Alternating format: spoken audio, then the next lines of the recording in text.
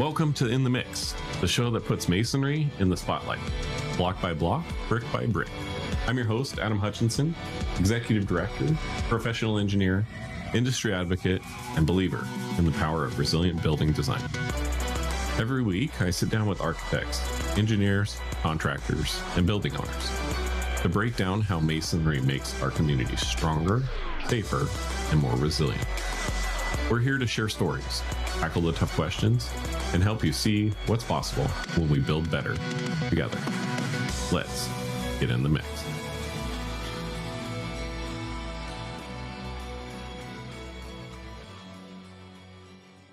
On today's episode of In the Mix, we're going to be talking to Ron Adams. He is the president and owner of Cascade Construction. He's the current president of the Washington State Conference of Mason Contractors. We're going to be talking about his goal and opportunity to help promote and move the industry forward, both from a contractor standpoint as well as a member, an active member in national committees. We're going to talk about the MCAA Education Foundation a little bit, and also just get to know who he is, what he means for the industry, and where he sees the masonry industry go from here. We also talk about the history of masonry and how we went from 6 billion block laid per year down to 1 billion block last year. It might be a little depressing, but it's needed. We have to educate everybody. And we do that by sitting together and talking about what the masonry industry is, what it means to architects, engineers, and contractors. And I hope you enjoy. Now, let's get in the mix. Welcome. Today we have Ron Adams with the Cascade Construction Company. He is the president of the Washington State Conference of Mason Contractors and a great friend of mine for the masonry industry, and we're happy to have him. So go ahead and tell us a little bit about yourself and what you do in the masonry industry. Thanks for having me, Adam. I'm the president of Cascade Construction. I also serve as the president of the Washington State Conference of Mason Contractors, which is our local association for contractors, and advocate for contractors and contractor certification and support union masonry contractors in the Pacific Northwest. What about your commitments to MCAA and other national committees? So on top of the local stuff, I also sit on the regional vice president for the Mason Contractors Association of America. And then I also sit on the RAC, which is for CMU checkoff for the Region 5. Yeah, so a little bit more about the RAC. So that is the CMU checkoff. We get 1 cent from every block. Yep. That goes to a national fund. Some of it comes off the top for admin fees. And then half of what's left goes to the national program. Yep. And then half of our region's funds comes back to our region. So that's the West Coast is Region 5. Western United States. Yep. So it covers everything from Colorado west minus Arizona, pretty much. It's the way I look at it. Yeah. It's awesome to serve on that with you. Yep. I really appreciate it because it's We've been on it together from the beginning. Yeah, and it's nice to have that contractor view from the producer view as well, right? So, and then since I've kind of taken over the whole masonry industry here in the Northwest, it's kind of nice to work with the contractors a little bit more, go out to projects a little bit more, just have that open invite. It feels a lot more cohesive. And there was, there's a lot of good things that we're doing. There was some seismic design stuff that came up that we were able to fund through our RAC here at our last meeting. Yeah. That's something that we had a pot of money to be able to fund that we wouldn't have had before we had CMU checkoff. Yeah. And there's just a lot of good things that are coming out of that. There's design programs that are coming out of it. There's educational programs at universities that are coming out of it. And I think that it's going to be a really positive thing for the masonry industry and the design community and the end user community, because they're going to be able to see more masonry and have easier access to design with masonry for the designers. Yeah, so we'll be talking a little bit about what happened in the past, what's going on presently, and then a little bit of look at the future forecast of masonry as well. But I think this checkoff is kind of one of those ways that we can help produce and publish those programs that need to be done, right? Right. And for our region, we get about $380,000 a year to spend based on our current amount of production. We're looking to get that up about 5 or 6% in the next couple of years. It's a little bit low right now, but I think that's just an education aspect of just getting it out there and getting architects and engineers comfortable with designing with masonry. So, absolutely. All right. So looking back, so How did you get into the masonry industry? It was a family business. My great grandfather was a bricklayer. My grandfather was a hod carrier. And a little side story, it was pretty fun. Last summer, I went back to Washington, D.C. and met with both the labor unions. And when I got back, my mom gave me a file of stuff, and it had my grandfather's, I think it was a 35-year certificate from the union in there for completion. So it was a couple days I got back. So I said, I did a copy of it, and we hung it up in our office, and then I sent that off to the guys at the union and said, see, I told you guys we'd been around this for a long time. And then, my dad grew up as a hod carrier. My uncle was a bricklayer. And, when they decided to start getting into doing more masonry work and into masonry specifically, 26 years ago, I was, a young guy. And so I got involved then and have been involved in really leading the company from that point forward through our journey in masonry. So did you spend much time on the bricklaying side, or was it mostly on the business side? Mostly on the business side. Hey, that's okay, right? It gives us a good insight when we interview people that have done everything from the design side to the business side, to laying it, dealing with all of the construction issues. I mean, recently we went out to a job site north of Port Angeles or up in that peninsula area.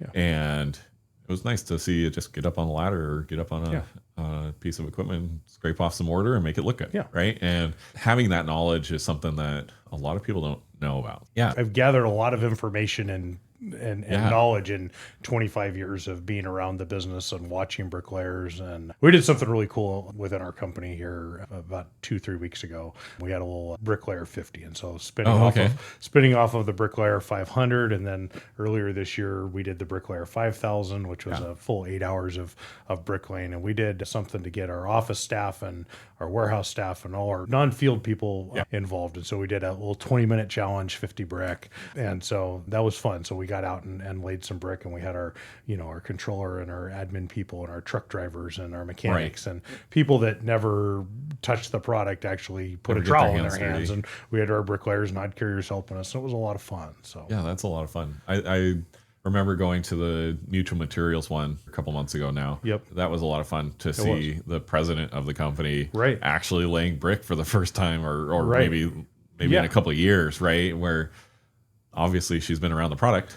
Right. But getting your hands dirty and seeing the kids out there doing it great. Too. It was great to see Kendall and all the Mutual team out there doing that. And that was kind of, a little bit of our inspiration to do it, but also some of our office staff came up to the Bricklayer 5000 in March, and they saw that and they were like, yeah, that looks really fun. And I know that Fred and Garrett were probably out there, dying and hurting and in pain, and I'm sure. they were like, that looks like fun. And so then as we've done career fairs and we've done other things, it was kind of something we wanted to give them the experience of being able to do.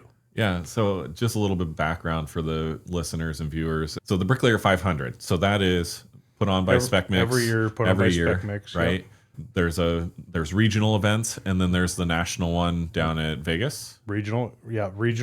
Everybody that runs a regional goes to go to Las Vegas to compete on a national level. But yeah, so we've got the Bricklayer 500, the regional events, the Bricklayer 500 for the national event at World of Concrete, and then this year we actually put on the Bricklayer 5000, which was just to see if we could lay 5,000 brick in a day, a single work day, right? So Garrett went to the Bricklayer 500 this year and competed nationally, and he didn't win. And then he got to thinking about world records and what's how much is the most brick laid in a day and what could be done, and if he could lay 5,000 in a day. And so it's just crazy. It was a big number, and it was a pretty cool event to be part of and help put on and facilitate the day of and stuff. And it was pretty cool to watch him. And he laid 5,000 brick that day. Yeah. And competed with 3-time Spec Mix Bricklayer 500. Fred Campbell came up to challenge him,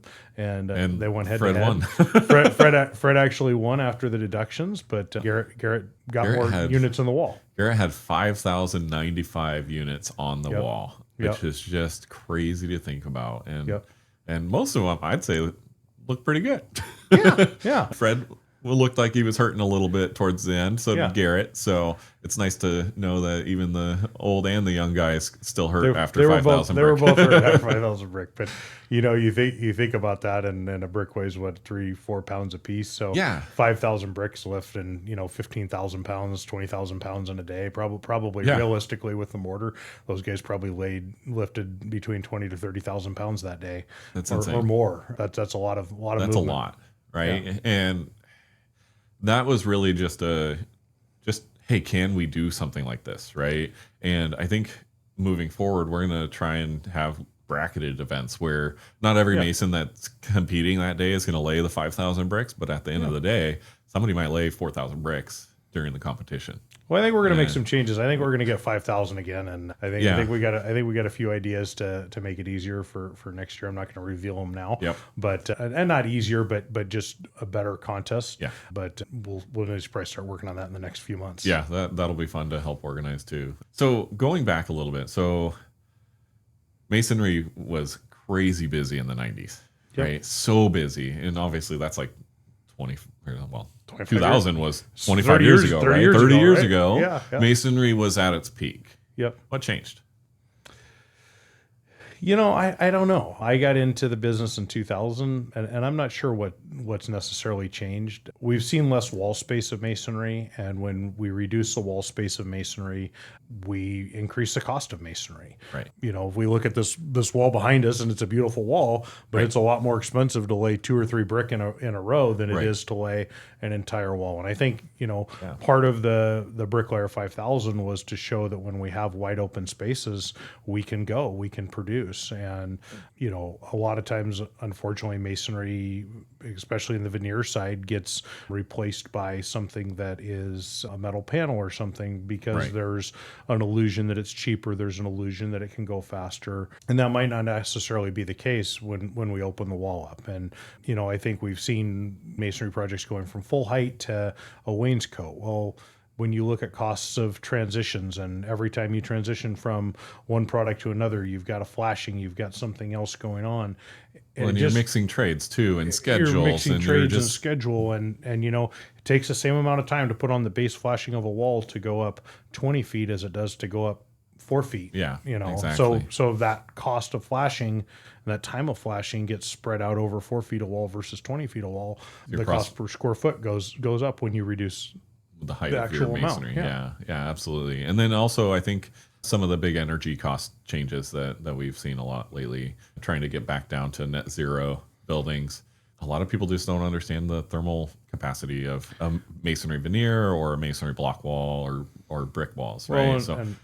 And the thermal mass walls and having a block with a brick veneer on it with insulation is, a very energy efficient building. And I think that sometimes that gets overlooked or not thought about because we're concerned about an R value and not looking at the U values and other things like that are available to us. And that's hurt masonry and masonry block veneer. That was the original rain screen system, and now we talk about rain screens, and it's like I'll talk material too. I talk to young people, and they say, "Oh, so this is almost like a rain screen." I'm like, "No, this is the original rain screen. Right. This isn't like a rain screen. This is the rain screen." Right. And getting people to understand that from these systems, and we are a very green product, and I don't think we're recyclable, and we sequester carbon and all these things that happen, and I don't think that we did a good job as an industry of promoting what we did naturally, because it was so natural we didn't have to go out and say that it's fire resistant.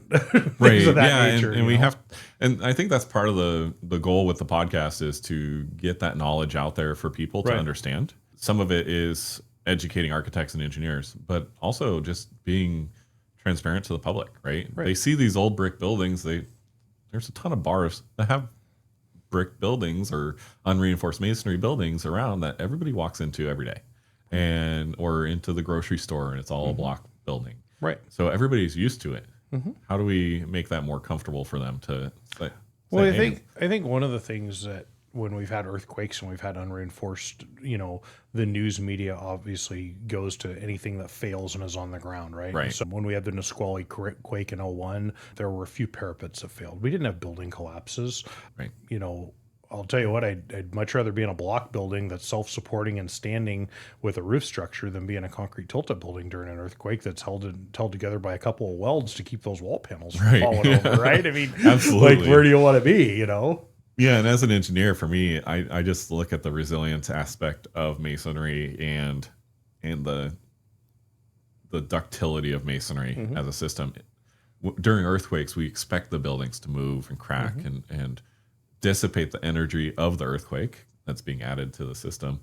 And masonry does a really good job of that. I think we've been challenged a little bit in the past with the unreinforced masonry buildings, Sure. which is why we're looking at working with the legislators and trying to get funding out there to fund projects that actually look at how we can stabilize those buildings in place rather than tearing them down and putting up a new building. Right. A lot of those unreinforced masonry buildings are historic buildings Right. with some methods that we don't use anymore, right? Right. And mortar that is really weak compared Right. to what we make now. So Right.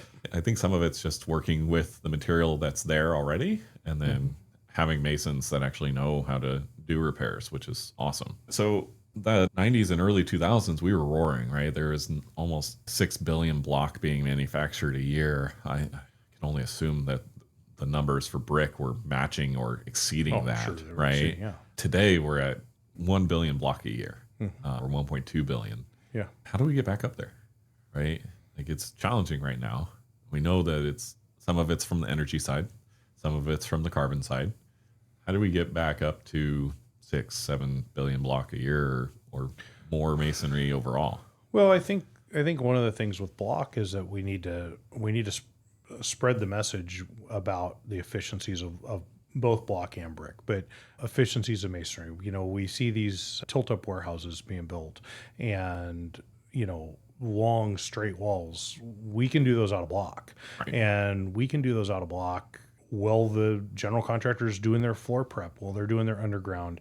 Because all you guys need is the foundation. All we need is a foundation. And You don't even need the stem wall. We don't even need a stem wall. We can go right off the Just foundation. right off the foundation. So, I think from a construction schedule, there was an article 25 years ago now that Fred Myers said by building with masonry, they could open their stores 8 weeks sooner.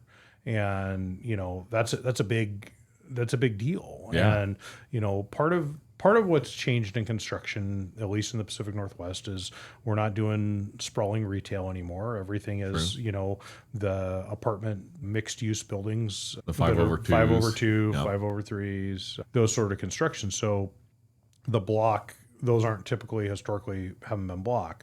There's things we can do out of block in those, and parking garages and retail faces, and do some more block in those. But when we look at where big buildings are being built, I think when we open up a wall and we have a 300, 400 foot long wall, we can be very efficient building those buildings.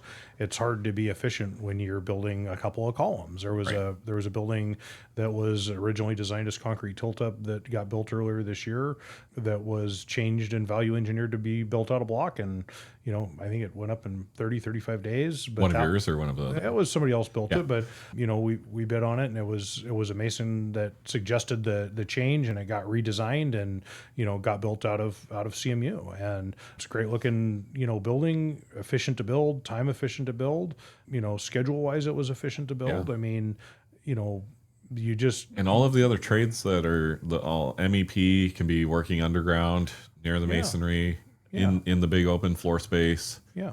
As long as we have our limited access zone for safety, and they're not in that zone where we're working and sun supported, I mean, they're good to go. I mean, it's there's a lot more that can be done on the site when the masons are there than the others. And While you're waiting for the concrete to cure. You're waiting for a concrete to tilt-up cure. panel. You're doing all the framing. You're building all that.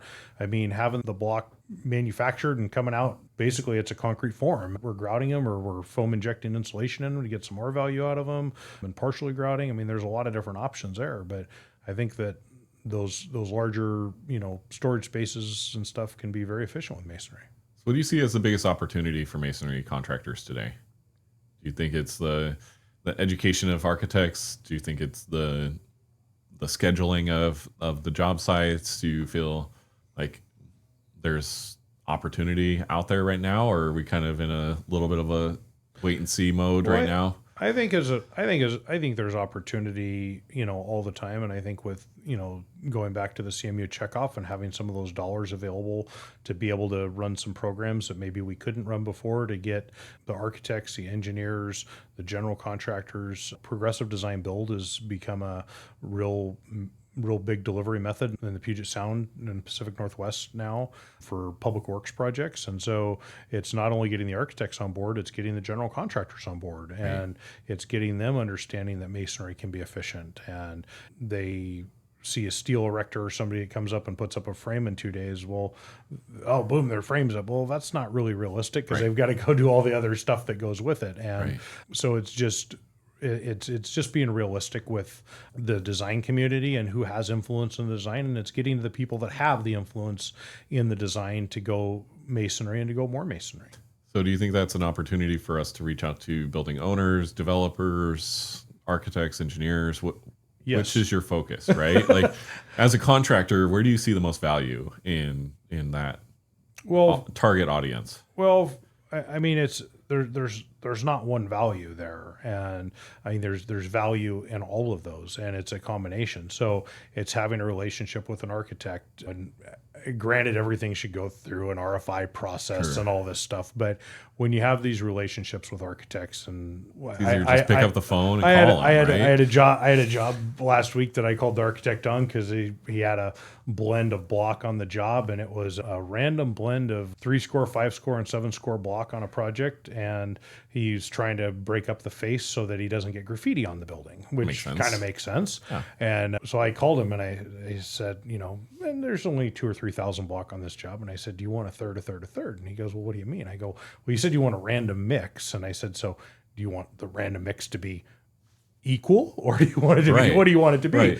And he goes, oh yeah, a third, is fine. But I mean, I could have said, do you want 25, 50? He'd have probably been fine with that. But it's having that relationship. It's built, you have to have those relationships on all the levels. You have to have them with the GC that you're working with. You have to have them with the architect and the engineer that you're working with, because otherwise there has to be trust there. And if you have a suggestion and you are able to make the suggestion, the design team, whoever that component is, looks at your suggestion and understands that it's truly a genuine suggestion to make the building better, as opposed to trying to cut a corner somewhere. Yeah.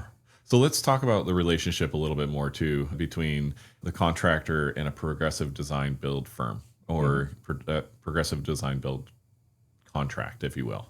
Like, what is it? I know what it is, but our listeners might not, right? Yeah. So what does a progressive design build contract look like? So a progressive design build is typically where the architect and the general contractor have teamed up to deliver a building for an owner, and they go through a criteria of selection to get to that team selected in a public bid. And then once they come up with that, then they go out and design and how they're going to build the school or the whatever the civics building or whatever it happens to be.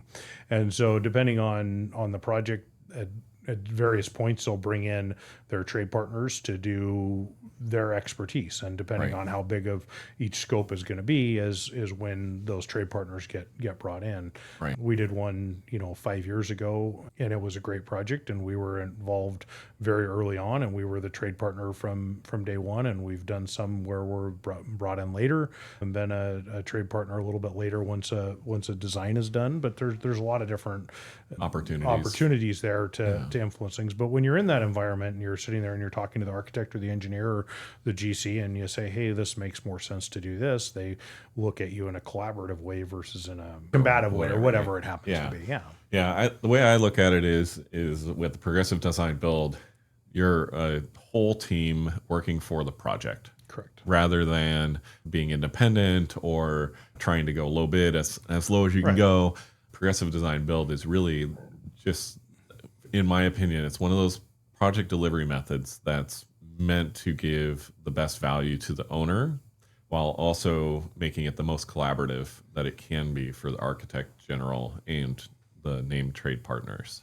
Well, and the general contractor who's ultimately responsible for delivering a project goes in without blind spots. Right. And when you go in with blind spots into a project, it creates problems. Yeah. So we feel that being partnered with them early on, them identifying, what scopes they want us to do, what scopes it makes sense for us to do, scopes it makes sense for another trade partner on the project to do, whether it's a sequencing, whether it's, somebody supplies, somebody installs, whatever those issues are, we're able to work those out and work those into our overall budget for the project, as opposed to trying to exclude things and leave things out or come back for change orders later.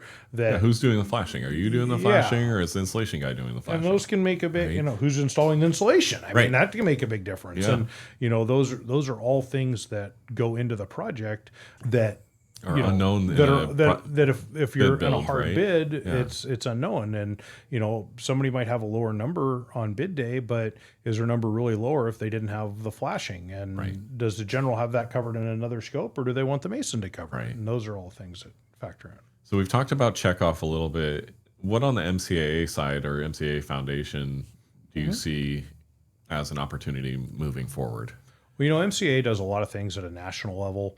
Obviously, they're not going to influence Tacoma or Seattle, Puget Sound specifically in what they do, but they have a lot of good programs. They have a lot of things that are available that people can get to and tailor and to them. They have a sample plans of whatever they do. Is a lot of silica training. They work with OSHA at a national level on a lot of codes and standards. And they more on the contractor education side. Well, but they also do a lot of federal lobbying, things of that nature. So MCA works at a national level, where our local associations are going to work at more of a state level, which obviously we've got to have both. So and so we have a couple really cool events coming up. We have a URM event on Sunday this week, which is really cool because I'm going to give a presentation there on stabilize in place versus rip out and replace. But we also have an opportunity coming up where we're bringing architects and engineers from Seattle to the Union Training Hall and actually getting their hands dirty. We've got 3 stations where we're going to be laying brick, block, and tile. And I don't know. I've never laid tile ever in my life, so it might be nice to learn how to do that. Do you have very many tile projects, or are you going to leave that on the other tile contractor side? Well, we do a lot of thin brick, which is what this is. Very similar to tile. Yeah. We prefer full thickness brick and laid in place over thin brick, but there's applications like inside a office space where you want to have a thin brick application. You don't want the extra weight in the building. You don't need the weight inside the building, things of that nature. But so thin brick and tile are very similar products. Obviously, the joining and striking of them is completely different. But as far as adhering and sticking something to a wall or substrate, they're very similar. Are the tolerances about the same? No, tile. I think we're a little bit tighter with the tile. Tile's a little tighter, yeah.